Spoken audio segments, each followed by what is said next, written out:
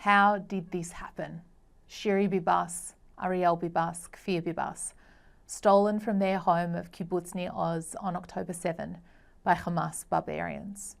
The photos are forever seared in our minds.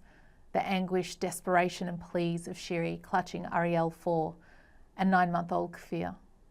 Yarden Bibas, who was also recently freed from captivity in Gaza, now must grapple with the prospect of the loss of his wife and children.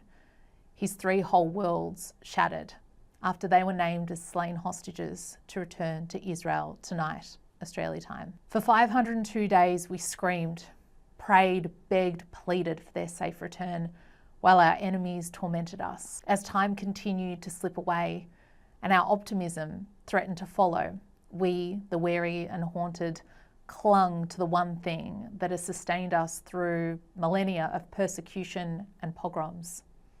Hatikva, hope.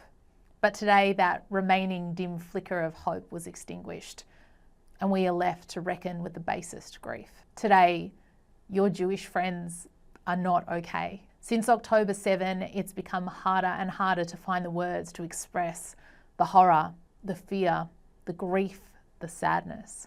Instead, it's feeling, so much feeling, like a fist that both punches and clenches the depths of the stomach, flutters of fight or flight that dance across the chest. Sleep evades, thoughts endure.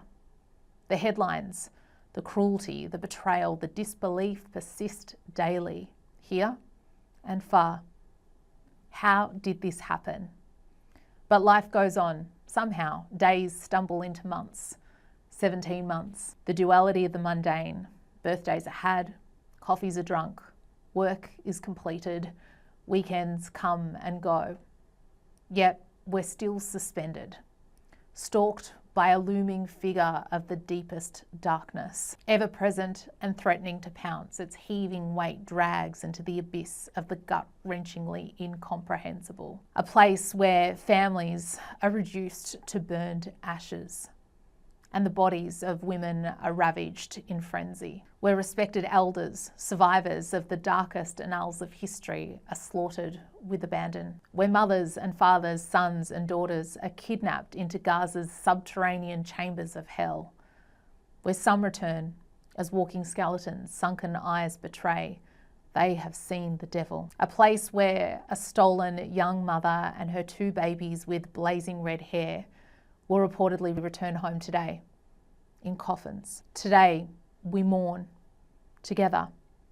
And when no more tears are left to cry, we will rebuild together our hope and faith, the broken heart of the Jewish people, the betrayal of those who rejoice in our suffering.